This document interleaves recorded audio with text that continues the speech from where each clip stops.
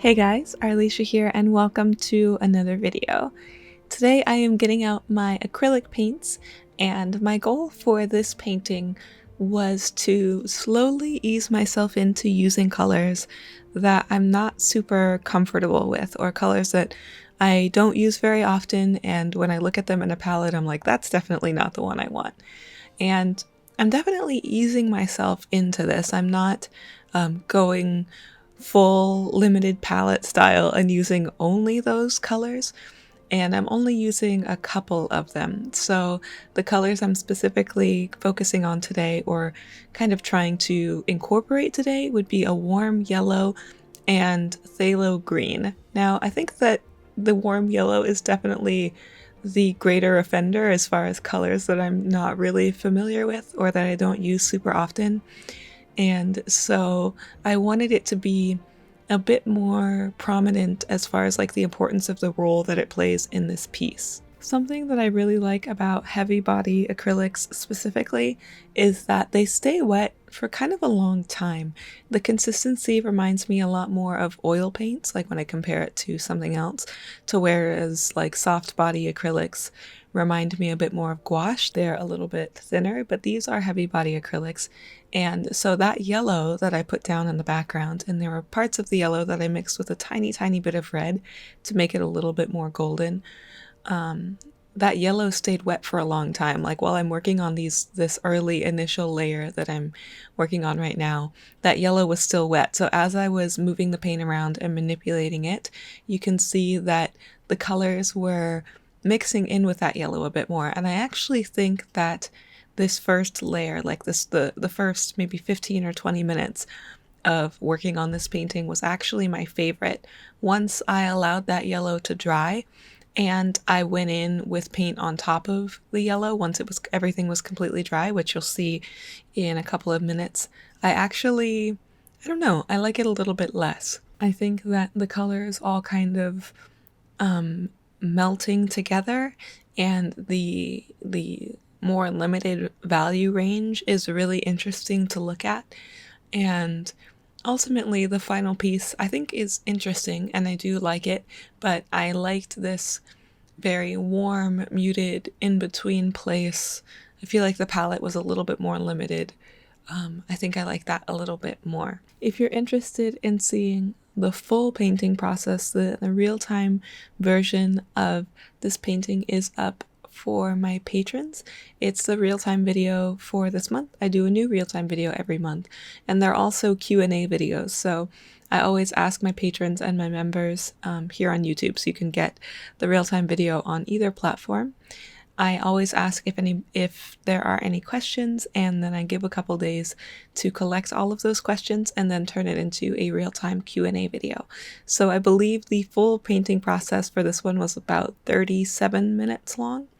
I think it was about 37 minutes, and I answered lots of questions about how I'm doing and my art process, things I want to learn in the future, all kinds of things, running my business. We talk about all kinds of stuff every month, and it's so nice for me to get to connect with patrons and members in that way, and just share more stuff than I get to share in single weekly videos like this. It seems a little funny to me that last week I was so excited about getting out of portrait studies and getting more into original concepts, but there's something about switching mediums, like working with a different type of paint than what I'm used to, that requires me to kind of compensate that with a familiar subject. So I was using acrylic paints, which I have used before, but I definitely don't use them very often. I haven't gotten them out in a while. So in using a different medium, I didn't want to also give myself the additional struggle of trying to figure out how to portray an original concept or something that was more from scratch. You know what I mean? It kind of reminds me of the difference between like using like a boxed cake mix versus like doing it homemade. Of course, homemade is better, but I guess that's not really a great metaphor, is it? Anyway, this is a boxed cake of paintings, just because it's that's not, I don't know, that doesn't really work, I guess, that that metaphor.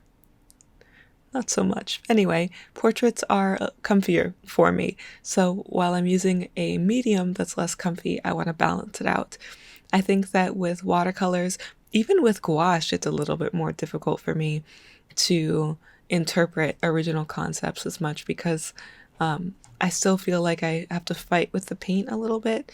And that can, if the painting process doesn't flow smoothly for me, I have the tendency to lock up and like to tighten up and make things too rigid. And so my concepts, like the fluidity and the organic process, is really, really essential for having a piece turn out the way I want it to be. It's not just about knowing how to use the paint, you know.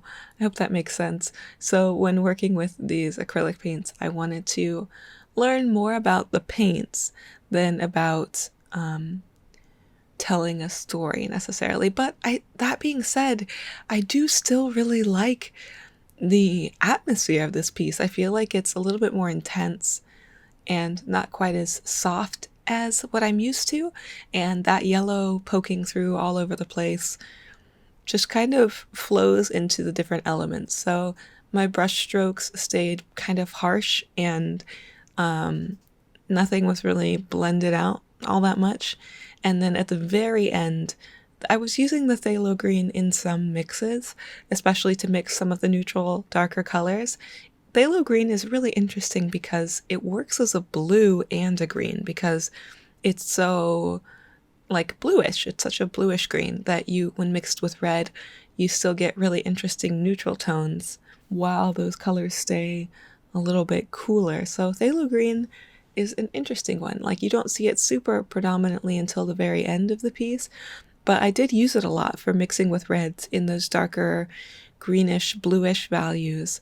So overall, I think that the yellow shines through more as an accent color and as a dominating color in this painting, while the green, there's like almost just as much of the phthalo green mixed in. Obviously the yellow's on the whole background, but there's still a lot of it, but it doesn't stand out as much as that yellow, except for at the very end where I just mixed phthalo green and white, and I really like that minty color. And that pretty much brings us to the end of this piece. Overall, a very fun and, low stress experience.